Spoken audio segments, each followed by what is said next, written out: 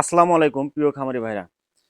আমি Mohammad Abdul Jabbar, AI technician, লালতির live stock BD limited. আপনার গাভী বা বকনা বারবার হিটে আসছে, বারবার কৃত্রিম প্রজনন করার পরেও গাভী গর্ভধারণ হচ্ছে না।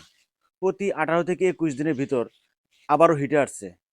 আজকের ভিডিওর মাধ্যমে গাভী বা বকনা বারবার হিটে আসার মূল কারণ এবং সহজ সমাধান করবো ইনশাআল্লাহ।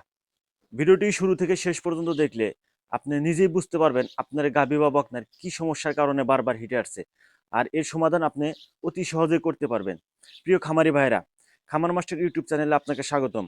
গবাদি পশুর স্বাস্থ্যসেবা পরিচর্যা ও খামার ব্যবস্থাপনা নিয়ে আমরা নিয়ে এসেছি সহজ এবং নির্ভরযোগ্য তথ্য। চলুন মূল আলোচনায় যাওয়া যাক। মূল আলোচনায় যাওয়ার আগে এরকম তথ্যমূলক ভিডিও পেতে আমাদের খামার মাস্টার ইউটিউব চ্যানেলটি এখনই সাবস্ক্রাইব করে দিন। আর যারা ফেসবুক পেজ থেকে দেখছেন অবশ্যই ভিডিওটি শেয়ার করে দিবেন।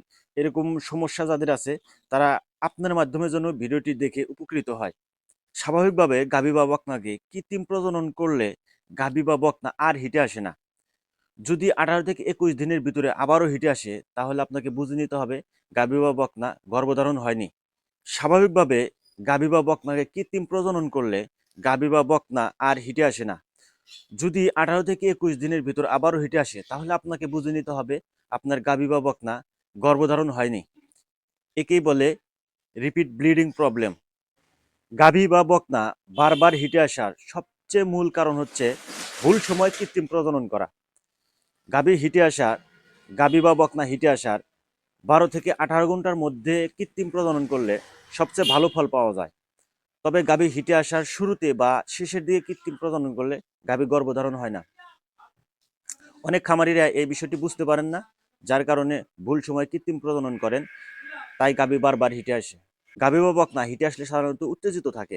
আপনারা যেটা করবেন, উত্তেজনা কমার সাথে সাথে কৃত্রিম প্রজনন করে দিবেন।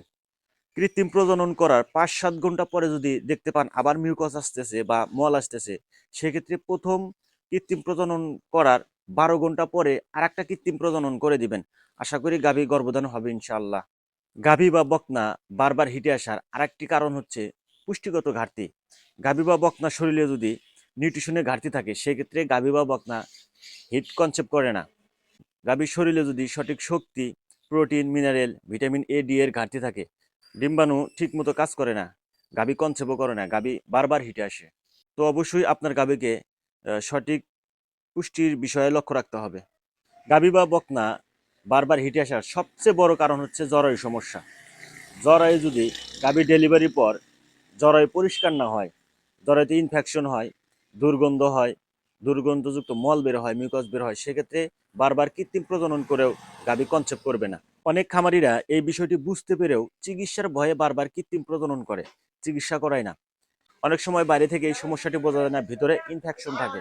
এরকম সমস্যা হলে অবশ্যই ভালো এআই টেকনিশিয়ান দিয়ে গাভীর জরায়ু ওয়াশ করে নিতে হবে, প্রয়োজনে চিকিৎসা গ্রহণ করতে হবে। এছাড়া আরও কিছু সমস্যা আছে, যেমন নিম্নমানের বীজ প্রদান, ভুলভাবে বীজ সংরক্ষণ, অদক্ষ এআই কর্মী দিয়ে কৃত্রিম প্রজনন করানো।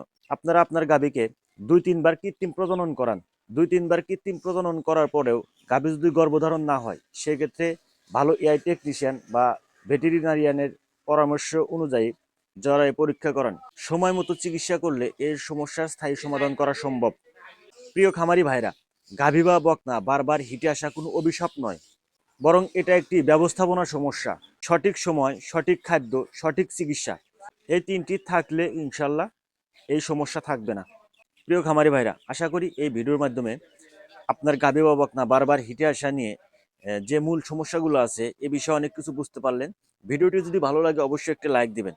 আর আপনার খামারে গাভী বা বকনার যদি এরকম সমস্যা হয়ে থাকে, আমাদের ভিডিওর নিচে কমেন্ট সেকশনে গিয়ে কমেন্টস করতে পারেন। আমি চেষ্টা করব সঠিক পরামর্শ দেওয়ার। সবাইকে ধন্যবাদ।